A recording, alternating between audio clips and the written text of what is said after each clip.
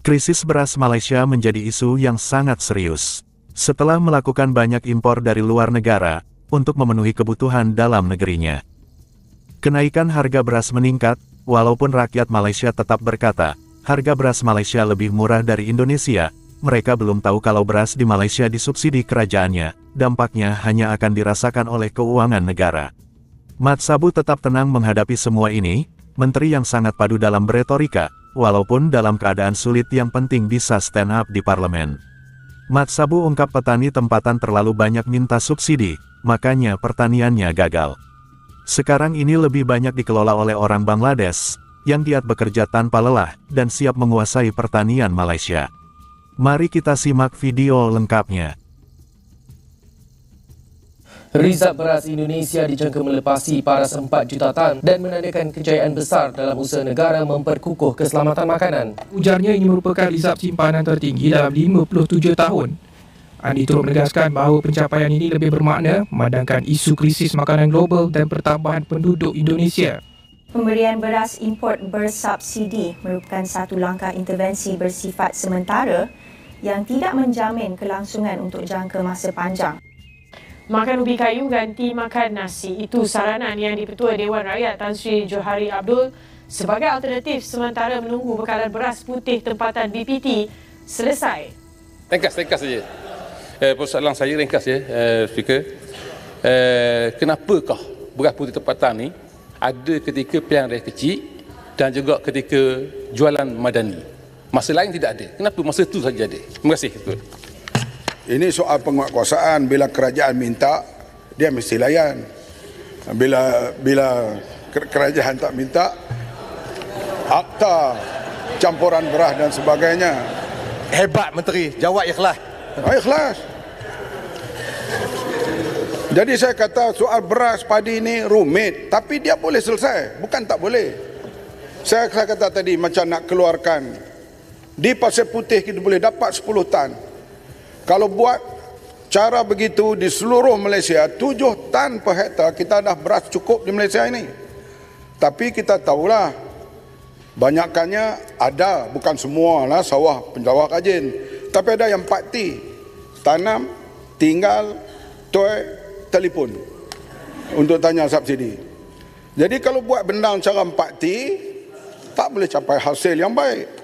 Tapi bila kita tumpu, walaupun dulu bukan kawasan pengeluaran yang tinggi, misalnya di Pasir Putih, daripada 3 tan naik ke 10 tan.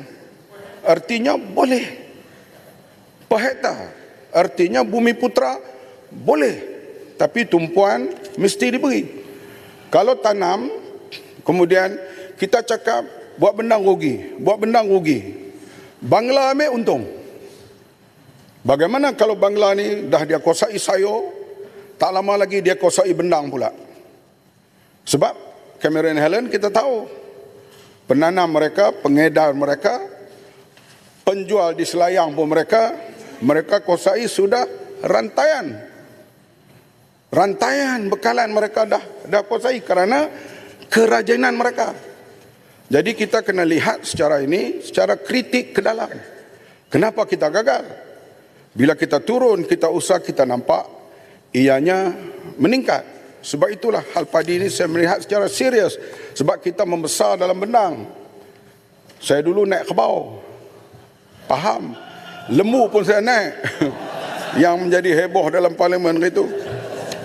Seterusnya, YB Bagan Serai, YB Rasah, YB Pendang dan YB Jeli, formasi industri padi dan beras dapat dilaksanakan secara menyeluruh.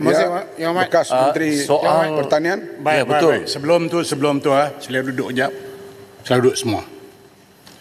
Beluran tahu kan, dan semua juga tahu, semasa Menteri menggulung tidak boleh dibawa perkara-perkara baru. Dan tidak adil untuk Menteri respon kepada benda-benda baru. Maknanya menteri datang untuk menjawab soalan-soalan yang telah dikemukakan dalam perbahasan dahulu. Jadi kalau nak bangun, tanya sakat penjelasan, tetapi jangan bawa perkara baru. Saya mohon maaf. Ya. Baik, penjelasan daripada penerangan menteri. Arau dulu, selepas itu beluran. Ya, Mat. Arau perkara lama ke? Perkara ini saya tanya Yang Mat, saya bercakap, saya di antara yang 7 minit pasal beras ya. Yang Muhammad akan jadi yang menteri yang terbaik selepas Menteri Luar Bandar. Untuk menjawab, yang lain jawab bertulislah. Kami datang ramai-ramai ni untuk berinteraksi dengan Yang Muhammad. Yang Muhammad telah memberi ruang yang bagus. Alhamdulillah Yang Muhammad. Majukan kalau pun soalan. kerajaan jatuh, Yang Muhammad akan diambil balik. Jangan bimbang. Okey, baik. Yang Muhammad soalannya mudah. Punca beras naik harga kerana kita apungkan beras import. Saya dah ulang berkali-kali. Kalau beras import tak diapung, harga tak naik. Memang perangai makanan ni dia ikut beras. Kalau beras naik, dia naik. Tapi kalau beras tak naik, semua makanan akan turun. Terima kasih, Yang Muhammad. Boleh jawab sekali dengan beluran? Ya, ini soal dasar Yang Muhammad Menteri. Bila kementerian luluskan permohonan nafas untuk naikkan harga beras putih import, tetapi tidak mengkaji harga beras tempatan. Baik, Tanggap Batu tak sikit saja. Saya rasa kita banyak cerita tentang beras. Saya baru 10% daripada Ketan. Tanggap Batu soal nelayan, saya pernah hantar. Abang selesaikan masalah beras itu kita bersoal nelayan. Beras dulu. Nelayan, baik, terima kasih. Silakan Menteri. Apa persoalan yang dikemukakan oleh Yang Berhormat tadi akan terjawab bila saya bentangkan reform yang akan dibuat ini. Yang Muhammad, satu lagi kelapa yang juga perlu diberi tumpuan oleh kementerian. Setuju. Baik, Menteri. Menteri, masa dah cukup. Menteri perlukan berapa minit lagi? Saya banyak sangat lagi. Saya berjanjilah. Sebarang bentuk dalam ucapan ada di sini yang berbentuk kawasan masing-masing, kita akan jawab bertulis. Menteri, boleh saya bagi? Sebelum 5 hari, jawapan itu akan sampai kepada ahli parlimen semua. Kalau tak sampai, artinya barangkali ahli parlimen tak balik pejabat. Dia pergi ke tempat lain. Kecuali yang ada banyak rumah, macam Arau. Jadi kita tak tahu dia balik rumah mana. Jadi itu kita harap sampai ke pejabat dan sebagainya. Muhammad, sangkaan buruk Yang Muhammad. Saya sini ya, tak ada tempat lain lah. Tak apa. Kita bersama faham satu sama lain, insyaAllah. Jadi itu kita harap semua yang memberi pandangan, semuanya nak kepada kebaikan. Itu yang paling penting sebab soal keterjaminan makanan sudah menjadi tajuk dunia sekarang ini. Dan kawan-kawan yang bertanya pula, dia tunggu jawapan dia.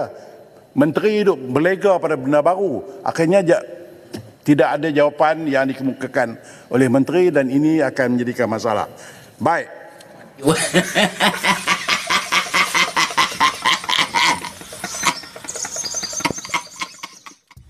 Sampai di sini video hiburan dari tetangga kita Malaysia. Semoga Anda semua terhibur. Dan jangan lupa like dan subscribe channel ini, agar tidak ketinggalan info terbaru. Sampai jumpa di lain waktu.